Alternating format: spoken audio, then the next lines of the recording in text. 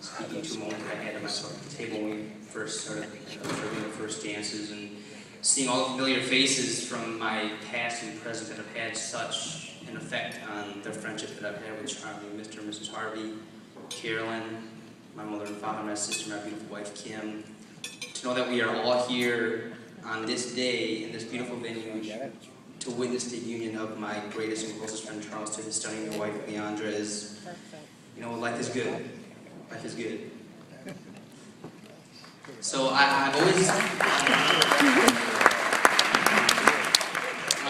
always been a firm believer that, you know, certain people in our lives, whether it be a mentor, a soulmate, or a hero, are placed there not by chance. You know, that they're meant to be there. You know, someone that has an impact on your life that's far greater than any kind of acquaintance or casual friend that you might have. And I consider myself so lucky to have you in my life. On an early day, I kind of give you guys a little background, a little history. On a day in early September of 1986, I embarked on the great adventure also known as kindergarten.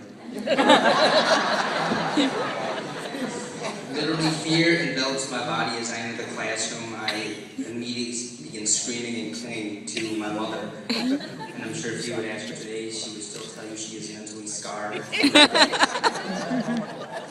But, you know, as any hopes of a first successful day become bleak, you know, this young boy walks over to me, hands to my mother, grabs my hand, leads me to the group, and assures me that everything's going to be okay. And nearly 26 years later, I stand here beside this young boy who's now a man, albeit a little less cute. And before all of you as his best man. And if this is not what being incredibly blessed is all about, I'm not sure what is. So, you know, despite a move that Charles and his family made to Ann Arbor, Michigan in 5th grade, and college education in Atlanta, and now life out here on the West Coast, you know, our friendship has and most assuredly will continue to endure. And in all honesty, I do believe that Charles was placed in my life by God's grace to show me so many things.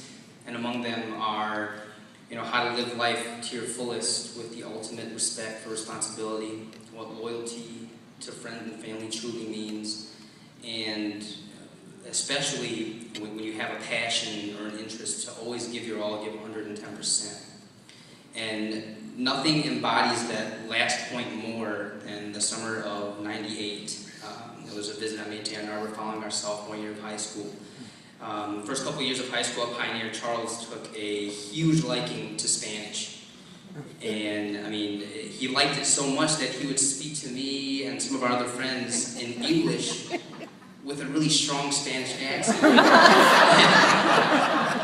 I was like, it's kind of weird, man, you know?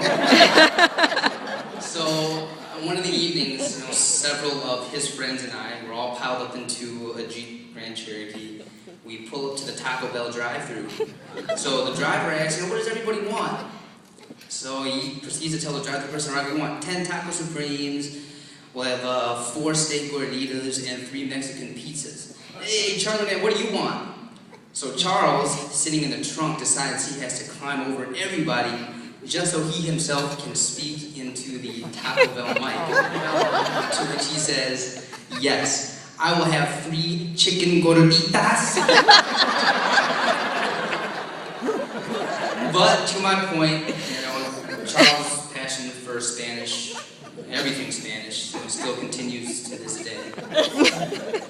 Charlie, you are my brother. I love you with all that I got. And I want you to know, and I hope you know, how proud I am of the man that you've become and the people that you've surrounded yourself with. And I want you to know that I'll always have your back. I'll always be there no matter the circumstances, except for when you're told you're wrong. Because that, my friend, is a battle not worth fighting. Trust me, I speak from experience. But, you know, I love you dearly, and, you know, I want to thank you for bestowing upon me one of the greatest honors I've ever received in my life in serving as your best man. and I wish you and Leandra, you know, an eternity of happiness. And to Leandra, you know, if you'd have asked me some years ago to imagine, you know, the perfect soulmate for my best friend, you know, in grade school, you know, I can't say that it would have been you, because you are heavens and moons above any